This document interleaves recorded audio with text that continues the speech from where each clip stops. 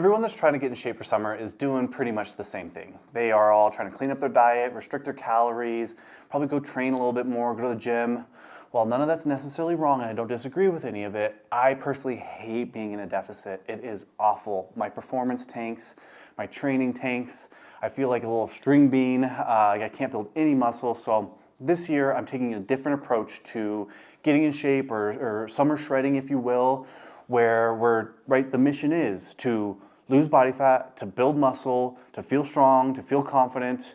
And I'm taking you guys on the journey with me. So over the next 13 weeks, we're talking about meal planning, we're talking about training, we're talking about tracking. I'm just demonstrating this whole process for you guys and then just giving you updates as we go through. So this is week 2 of the summer shredding program.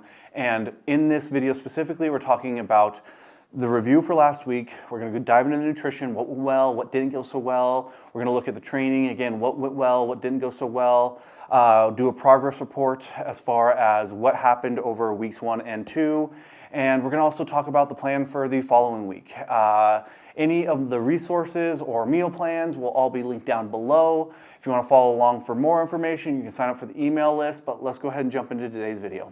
As a reminder, the overall kind of program, if you will, right, is to lose body fat and build muscle. But really behind this is to eat a maintenance level of calories, so not in a calorie deficit necessarily, and pull on the lever of physical activity, right? So our walks with a weighted vest, our strength training, and some sort of long kind of cardiovascular training. And I'm getting stumbled up here because it's like, it can be a bike ride, which is what I did last week, or it can be maybe a hike or something along those lines where it's just a longer form of cardio. That's really going to be the lever that we're pulling on to lose body fat. But again, we're providing our body with the nourishment that it needs in order to build muscle, maintain the strength, maintain the performance from the workout and even from work or mental performance as well. So it's a little bit different than probably the standard protocol for losing body fat of restricting calories, restricting food groups, not eating candy and all that fun stuff. But rather it's like, no, eat enough food, but then train harder is pretty much the moral of the story here. So let's go ahead and let's look at this week's nutrition. Let's look at the nutrition review and dive into what that looks like. And then also I'm not perfect, I'm human. There's several things that I can improve on, and we're gonna cover those as well. Even though I'm a dietitian, I saw things in my nutrition pattern, if you will, from day to day that definitely could improve upon. And I think that's the important piece here, right? I'm not trying to be perfect. I'm not trying to portray this, idea of he eats all of his fruits and that, no, I miss shit. It happens, right? And so that's what I want to demonstrate for you guys is, how do you recover from these things? How do you improve each week? And I'll show you how I'm doing it, and maybe you can pick up a few of the tips and tools that I've shared with you guys. All right, so starting out here, I want to break down this meal plan. I do this every week. These will be on my blog post. I'll link it down below when I do have it posted. And for now, it's on a Google Docs, but it's pretty similar to last week. Eggs are super expensive right now, so I'm still running with protein powder and using smoothies. I also think they're really easy and tasty in the morning. And then for snacks, we're still sticking with the Greek yogurt berry bowls. Lunch, I actually rolled over into another week. I liked the queso mac and cheese chicken so much that I just rolled it over into another week. I improved on the recipe a little bit though. And then still with our pre-workout, intra-workout, post-nutrition, we still stuck with Gatorade, pre and post, and then cereal, milk. And we did some fish tacos for our dinners, in addition to kind of potatoes and vegetables and some sort of protein as well. But in general, I tracked everything I ate using Chronometer, and the nutrition summary really broke down to, and we'll get into the weeds about this, about 29-25. I'm shooting anywhere between 2,800 and 3,000 calories per day, shooting for about 190 to 200 grams of protein, so got that one.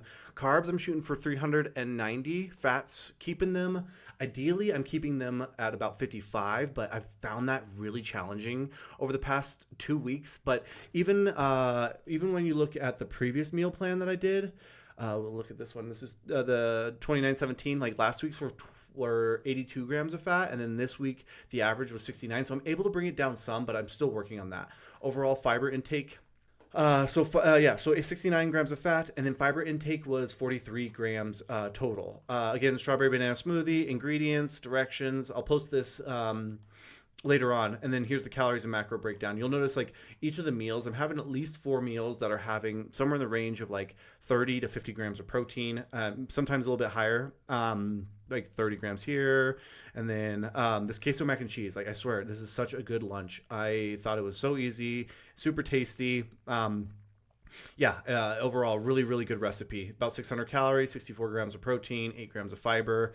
I used the Health Stealth recipe for this one, but they used regular pasta, and then by including this whole grain penne pasta, it increased the overall fiber intake from like 4 grams up to whatever this is, like 8 or 9 grams now, 8 grams. Pre-workout, I started doubling down a little bit. Noticed that I can do a little bit more carbohydrates, so I had some Sour Patch Kids peach. They don't upset my stomach too much, so I ran with that for a little while. Gatorade 23 grams, and then 12 ounces of water. That's about 190 calories. I rinse and repeat the Gatorade for the intra workout at 80 calories and just 22 grams of carbohydrate. I try and keep my carbs and fats super low, or excuse me, my carbs high and my protein and fats and fiber pretty low during my pre-workout, my intra-workouts, just so I can get that fast digestion and not really have to worry about like anything like sitting in my stomach for too long. And then for dinner, and I'll talk about what like the good, the bad, and the ugly of this meal plan too. So the dinner is the fish tacos, 4 corn tortillas. We put a little queso on there, put 100 grams of baked potatoes, and then a few tablespoons of pico de gallo and 100 grams of broccoli served with it. About 500 calories, 50 grams of protein, 16 fat, and 39 grams of carbohydrate with 6 grams of fiber. Evening treats, this is where I kind of found myself area for improvement, but I found that I had to like build about 400 calories, mostly from carbohydrate. So I was able to kind of use some pretty palatable foods, but I was doing like Lucky Charms with milk or popcorn, or I also like these like, I had the bags of Sour Patch Kids and Sweet Tarts, and I kind of would just backfill some of those calories. Of course, I was like tracking and weighing these foods just to make sure I was staying within the budget. But again, roughly I was trying to just backfill about 60 grams of carbs every day. It was still pretty hard to meet the carb goal. Let's go ahead and look at the calorie and macronutrient breakdown. So when I looked at the overall nutrition summary for this meal plan, what I noticed, there's a few things I noticed. So first of all, I use Chronometer to track everything. I monitor my calories, my macronutrients, but I also really pay attention to the micronutrient intake.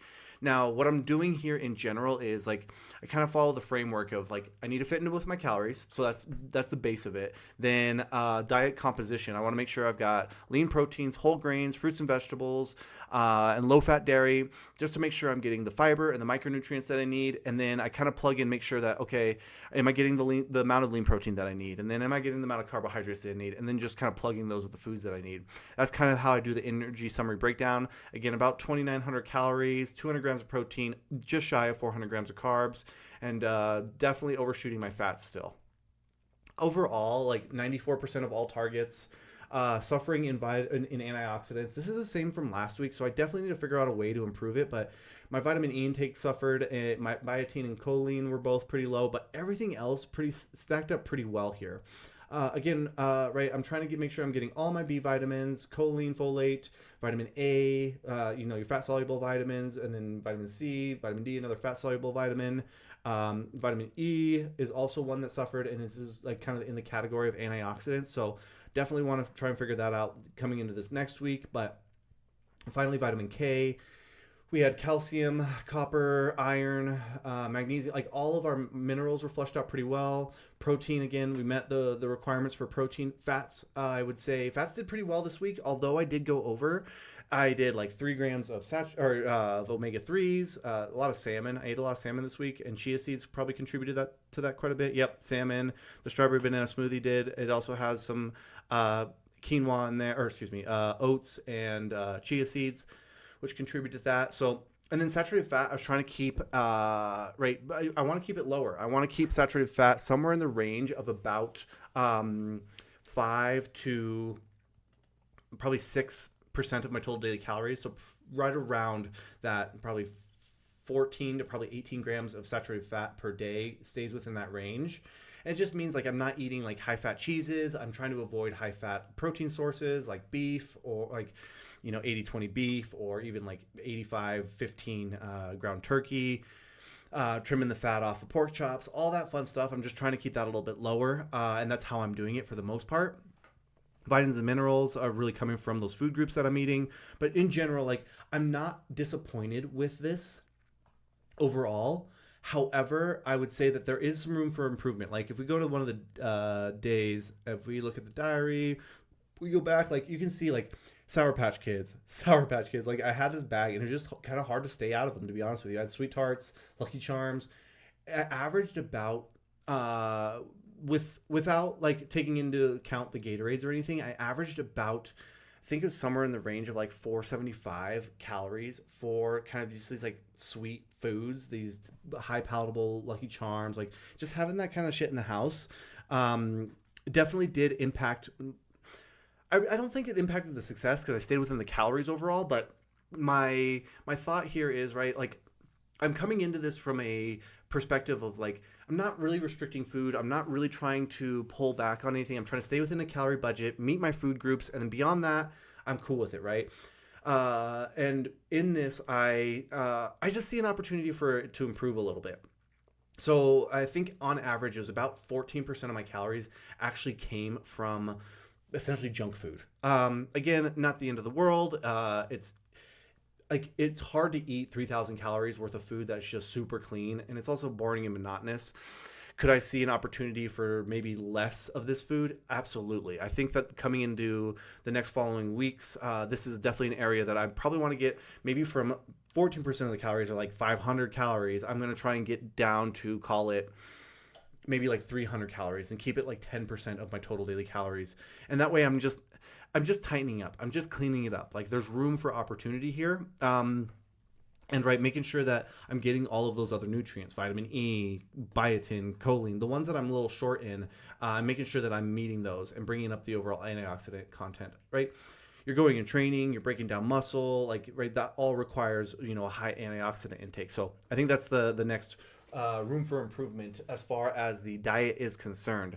So overall, the nutrition review, I feel like this week I did a few things well, which were the hitting the protein goal, staying within the calories, meeting a majority of the nutrients, in addition to consuming all of the food groups, making sure that we are getting enough fiber in. Like, all that stuff looked good.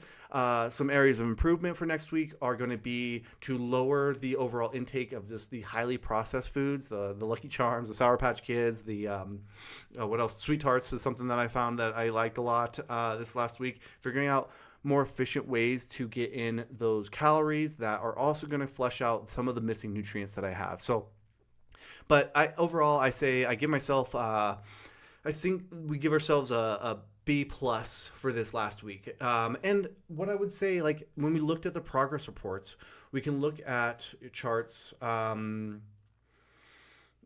we can see weight, right? Weight is, it jumps up and down a little bit, but I was averaging 199 pounds, but now we're down to, like, cool, March 6th was 197, bounced back up, maybe some inflammation from the workouts. It was about 198. We got down to 196.9, back up to 197. So we can kind of see a trend already within the first 2 weeks or so here, where weight is coming down, which isn't necessarily the goal, but in essence, it's going to happen. But more importantly, body fat percentage of, like, right, you can see body fat percentage was 27% at the first reading. I think this was actually in the first video that I shared with you guys, about 27%. Then we had 25, back to 26, down to 23, back to 25. And this last one, the 14th, was about 25.3%. I will say the other areas that I saw, and I think the fluctuation in body fat is a good representation of this, hydration levels. This is something I did not expect coming into this week, which was being, like, increasing the overall, like, composition of my diet, right? Making sure that I was eating enough fiber, shooting for closer to 400 grams of carbohydrate. I didn't take into consideration that my hydration or my fluid intake needed to increase significantly. And so some things that I noticed early last week were that, like, even going to bed, I could kind of feel like the heart was beating a little bit harder, lips were chapped, nose was like super dry. I was like, okay, what's going on here? Then, I kind of put two and two together, right? Also taking creatine, I'm pulling a lot of fluids into muscle, a lot of fluid into the cells, and not leaving a lot of extra cellular fluid available. So I think that that was one of my main issues. Like, and then I really kicked up and made sure, like, okay, I had my water bottle with me. I was trying to drink at least two of these water bottles per day. I think they're about an extra liter. Instead of just relying on just going to the kitchen every once in a while and grabbing a glass of water, I actually was intentional about trying to drink, 2 liters of extra water per day. The heavier heartbeats, the dry mouth and the dry lips and the dry nose all cleared up. And then I started to see, right, this level off of like body fat percentage. Like it really started to stop here. You can see from the 12th and the 14th, like there's small deviations. And so I think that it really did help a lot. It's something I didn't consider coming into this, but yeah, paying attention to hydration levels is something that I'm definitely going to do moving into the next 13 weeks or so. Definitely not used to videotaping and recording out in public with this massive camera. It's definitely a little strange, but nonetheless, week one for the walking with a weighted vest, and right, the lever that we're pulling on to, essentially have produce some sort of progress as far as fat loss is concerned, but while maintaining our muscle mass, eating at maintenance, eating enough protein, right? This is the true lever that we're using here, is this physical activity component, which is the walking with a weighted vest, and the other piece is, right, maintaining that strength training regimen, and then that 1 hour of, long duration kind of steady state cardio, whether it's a hike or a bike ride. But as a review for last week's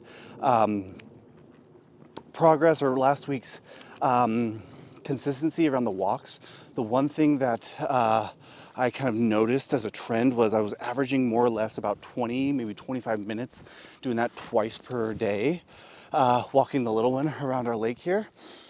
And so while that is close to what we want, it is not the 60 minutes that I had planned for. So this coming week, that's something that I'm definitely going to try to improve upon, is trying to get that full 2 30-minute sessions per week.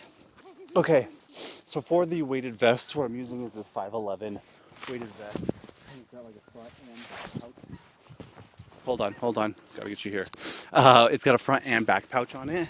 And so in this front pouch, I've got 10 pounds in here. It's just a like normal 10-pound weight. And then on the back, I got another 10-pound weight. Now, in the beginning when I was doing this, it was really challenging. I could feel it in like my feet, like I was breathing really hard. Now that we're in this already, like almost 14 days, going on my second week, I can see how this is going to be probably too light going into the next probably few weeks. So I'm going to try and figure out, ideally, probably working my way up to about half of my body weight. So somewhere in the range of like 70 to 80, maybe 90 pounds, being able to carry that. Now, how I'm going to do that, I'm not exactly sure, because the weight plates are like super expensive and they're not like really common. And it's like they're charging like, I think it was like $59 or even like $100 for like 2 8-pound plates. And so like I'd need several of those to be able to stack up in order to get me to that overall weight. But that being said, I think it's going to be a progressive thing. I might just like buy a couple at a time, and then as I get stronger and stronger, continue to add more weight. So yeah, that's where we're at with the weighted vest right now.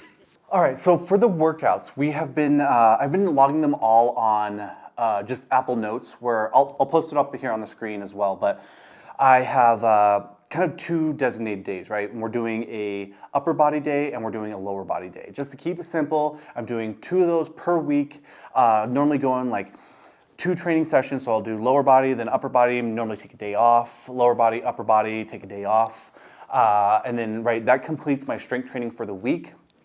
Now, that being said, I'm also including the weighted vest walks, which we just went through as well, and kind of what I'm using there and my plans for increasing that. And then the 1 hour of long duration cardio sessions per week, hike or bike ride is kind of what I'm categorizing those 2 as right now. But overall, let's go through really quickly the upper body so that you kind of get an understanding of like where I'm coming from this. And again, right, the goal here, lose body fat, build muscle, right? So when we're going to the gym, it's very intentional. It's trying to lift. It's trying to progressively overload. It's trying to go into each session with a better than I did the previous session. And so, for instance, I've got my upper body day here where I'm doing either a machine row or a barbell row, legitimately whatever's available. Sometimes the machine row is taken or the barbell row is taken, and I have to switch some workouts up. But right, I try and like make them as similar as possible. But for instance, I got 145 pounds for 15 reps. I did 3 sets of that on 3-3. Then did a barbell row, again, 145 pounds, 16 reps for 3 sets. And then moving forward to the next week, and I had quite a few days off here, so I was pretty fresh. 314, I did, I had to switch them around too, but machine rows, 145 for 16 reps. And then, so you can kind of see what I'm doing here just with this one workout. The first one is like, okay, I'm increasing the overall reps that I'm getting, not necessarily the weight or the sets, and I'm just trying to do one extra. And you can feel it, like you go there, it's like, I can push to that 17, like I'm gonna go in and do lower body probably today, but tomorrow I'll do upper body. And then, right, I'll shoot for 18 reps on this machine row or barbell row. And it'll be like pushing it, but it'll be like, I can do it, is kind of the mentality that I'm having. And that's kind of the approach that I'm taking for all of them. Whether it's, the rows or chest flies. I'm having a little bit of like left shoulder pain right now. And I honestly think it's like, I'm having a hard time retracting my scapula and making sure that it's staying in the correct position, especially when I'm doing some sort of like dumbbell movement. So I thought this next week, just to try and train that scapula a little bit more, I think I'm going to switch the cable pull downs over to a pull up and an assisted pull up and just try and work that vertical plane a little bit more, maybe a little bit wider grip, in hopes of trying to correct some of the shoulder issues I'm dealing with right now. Again, I don't know if it's going to work. We're going to find out. If you guys have more experience with this, or you're a physical therapist watching this, please feel free to comment and let me know. But that's kind of my thoughts right now for the strength training regimen. When we look at lower body day, I've kept lower body day pretty similar for the past little while now. And as you can see, I'm doing some sort of sitting leg curl, then the straight-legged deadlift, elevated heel lunge, leg press machine, and then I'll try and do some arms with it as well. And then I'm noticing I'm still increasing things. If we look at, so if I did 3-8 versus 3-1, actually I'm doing seated leg curls stayed the same, 18 reps and 18 reps, but I was able to get like 19 on my third set for the seated leg curls. And then finally I got to 20 reps for 314 and I had a pretty good jump up there. So I got 20 reps at 140 pounds, which increased 2 from the 8th, and then that was the same on the 1st. So you can still see like I'm trying to progress. Sometimes I get there, sometimes I don't. Again, the goal and the mission is lose body fat, build muscle. And right, this is a huge indicator, right? Is my bioelectrical impedance, like body fat reading scale, is that showing that body fat's going down and trending down? It seems as if so. And am I getting stronger, which is my indicator for building muscle? Is that going up? And as of right now, the signs are there. The signs are there that is working, in addition to everything else. Now, with that being said, the last piece of the workouts have been this long duration cardio. They've been bike rides right now. It's kind of still crappy weather in Colorado, so it's a little bit harder to get them in. It's kind of have to like time them on a good day. If all else fails, I think that we'll just do incline treadmill cardio sessions at the gym, which will be, that's going to be like just once a week, 1 hour sessions per week, and then continuing with the walking with a weighted vest, but trying to find some more weights to stack up in there is going to be my next goal. Get it a little bit heavier because the 20 pounds just isn't enough anymore. Now, looking at next week and what the plan is going into, I guess today's Monday, so going into this next week is a meal planned, right? We ended up preparing, we're doing the strawberry banana smoothies again. Again, eggs are super expensive. I don't really want to buy eggs and do like an egg breakfast, so and we have plenty of protein powder. So we're gonna do smoothies again. It's kind of my thought is if it ain't broke, don't fix it. If I'm not burnt out on a recipe and I don't have recipe fatigue, run with it for a while. It's meeting my nutrient needs. I will say the smoothies though, like it doesn't last very long. That hunger kind of noise and the food noise comes back pretty quickly. Like I'll have to eat for sure 2, maybe I can push it 3 hours. So, but I'm noticing the flaw with the smoothie is it's already like almost pre-digested, right? It's all blended up. So it's like it moves through my digestive tract pretty quick. And so I'm probably sending some signals to the brain saying, hey, go eat some food. So nonetheless, going into this next week, we're doing another strawberry banana smoothie, staying with the Greek yogurt bowls, the berry bowls. They're just easy. They're really enjoyable. I like them a lot. And then for lunch, we're switching the lunch up from the queso mac and cheese, and we're doing a, call it some sort of like spaghetti meat sauce thing. Pretty much ground turkey, spaghetti sauce, some vegetables, and some whole grain pasta, crock pot dish. Super simple, super easy.